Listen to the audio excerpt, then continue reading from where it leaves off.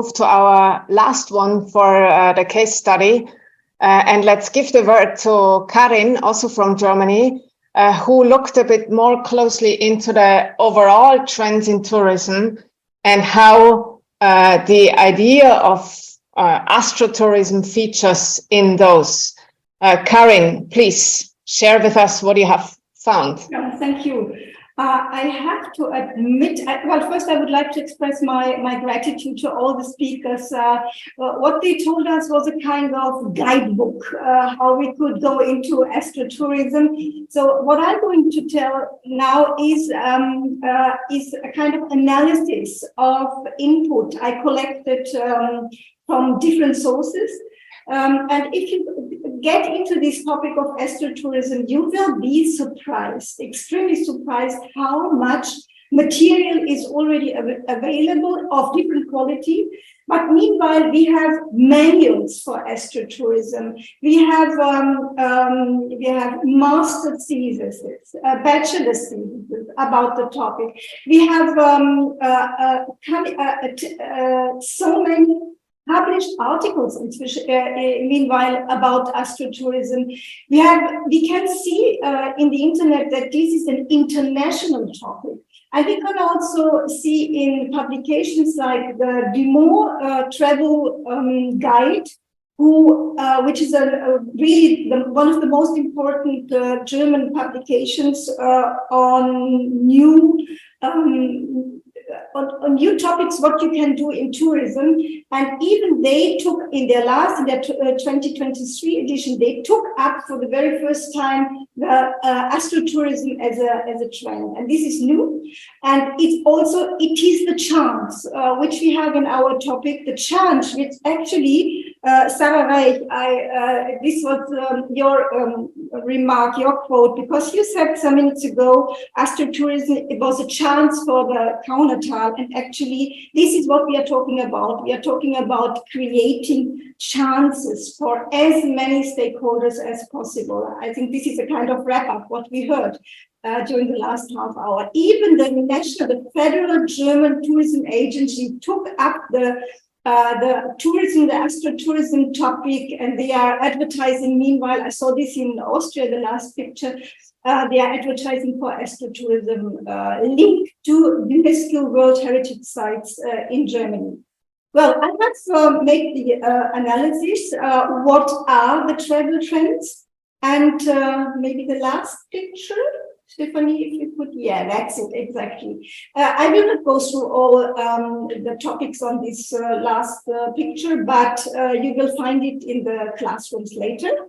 But there is one thing or two, let's say 2 points I would like to put a finger on. And this is that people travel for personal betterment. They are not anymore only traveling for leisure, for nature, for whatever. They still do it, of course, but they are concentrating meanwhile on a new topic, and this is personal betterment.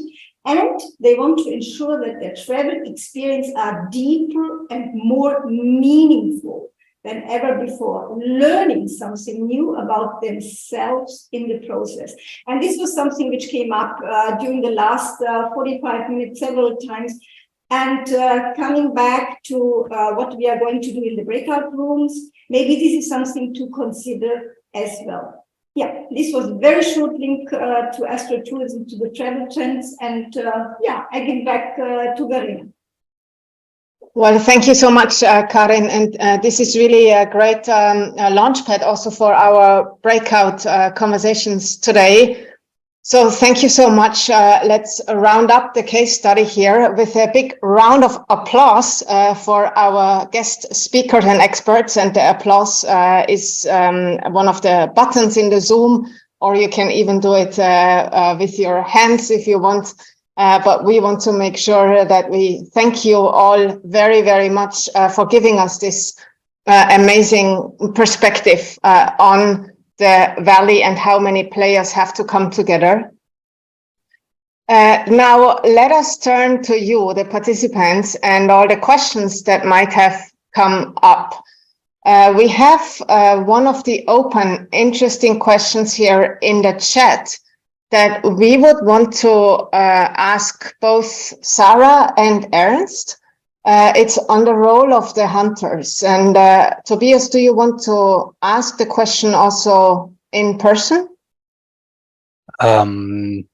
Yes, I can, but I think it's quite obvious. Like me, I'm in the lower part of the Tyrol in the Unterland, and we also have many places that are not as dark as Kaunertal, but still very dark. And very often the owners of the places, they are very open to that idea of stargazing trips, but it's when I talk to the hunters, they say no, because they say we already have lots of mountain bikers, skiers and everything, and then they say we can't have stargazing tours also, and that's where it stops very often. Is that the same in Kaunertal Valley, or how do you deal with this question differently, Sarah and Ernst? And maybe also, if any of you has an experience from another region in Europe, please share your observations. Of course, they are the same concerns because they're the same interests. But the hunting ground in Kaunertal is much bigger than every hunting ground in the rest of Tyrol, and we have not that pressure of hunting in this area. Of course, the impact is concentrated around the Gebachhaus, and there is still enough quiet area to say so. So it's not a real conflict issue in Kaunertal. Sarah. Yes, you said everything. I want to say the same. So the hunting area is very large here, and in the Gebhardt it's not the Thema, because it's in other places, and the most important thing is to get all interested parties around one table and discuss it and find a solution. So it's not so big, this Thema. Just to give a figure, the hunting ground is about 10,000 hectares.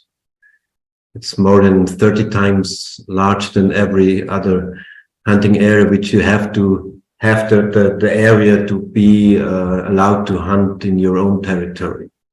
So it's quite a big place to hunt. Well, thank you so much. How about participants from other regions in Europe?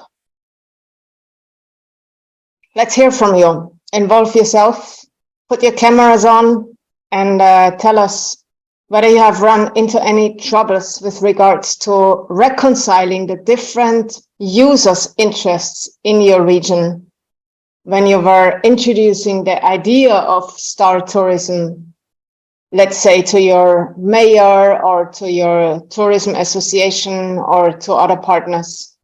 How do you reconcile all these different interests for the use of that particular site in other parts of Europe? Or do you have other questions for our speakers? Don't be shy and ask.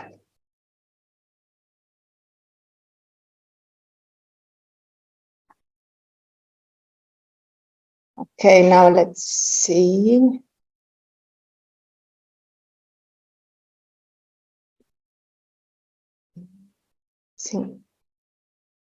There's no hands up here.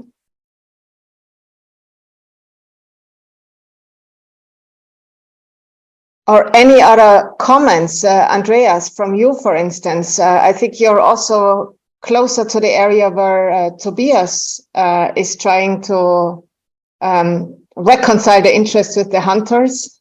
Is this the same in your valley, which is a famous valley for most people here, the Zillertal Valley?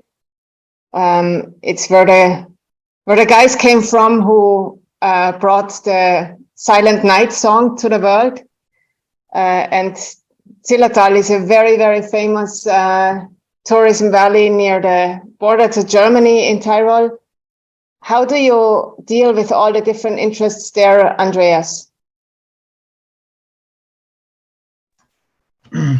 It's from the US. It's very hard to speak something about the dark skies because they won't go to ski rental or to the morning run. It's a little bit difficult to speak with someone.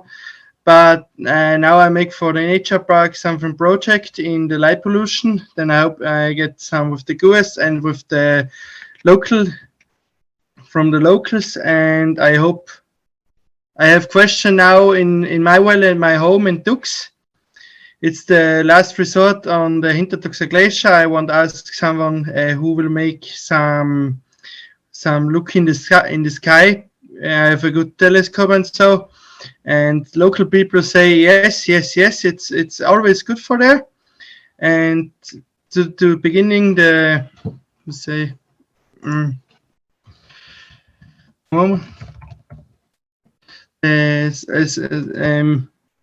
for I think it was on March, the solar eclipse. I have looked someone with the US from the hotel and from other hotels from my knife bars, and they say when you will get in the dark night, and we make now on September at my home we have also a hotel as small. I beginning with the telescope showing. And next year I will start with the nature park and the telescopes. And now we make the glacier round with the school kids. And now we make, I think I have looked now which time is there. There's a full moon. Then I show you with the small telescope the moon, the first time. That's so cool. And in the meanwhile, Andreas wants to join the discussion. Yeah, I would just like to come back to the problem with the hunters, because we have this problem in many Stark parks in Germany, because the hunters feel disturbed where they are going, and when they're suddenly behind the bush, there is an astronomer with his telescope. But I think we try to organize, to channel this by putting up observing places where the astronomers, the amateur astronomers, can go there, and then the hunters also know that there will be astronomers. So I think by channeling all these, you can get a solution that fits to all people. Yes, of course. Thank you. And this is certainly something you can go much deeper in after the break in the group sessions. Stephanie Pontas, maybe ask you to help out with Eta's question on the duration of the project with the Star Bowl, from the idea to the completion, including the grant application. Can you explain a bit more about how long this took? Yes, of course. The whole idea with stargazing in the Kaunertal Valley started 2000. The idea started 16, 17 probably, the idea in like the heads. The first guided tours were in 2018.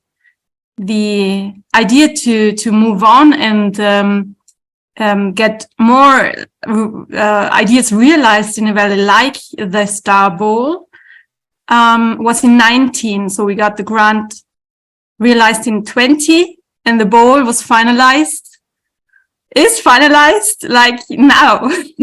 The bowl was finalized last year in autumn, and it's going to be like officially opened very, very soon. Hope this answers your question. It's a few years, and it's a few people involved.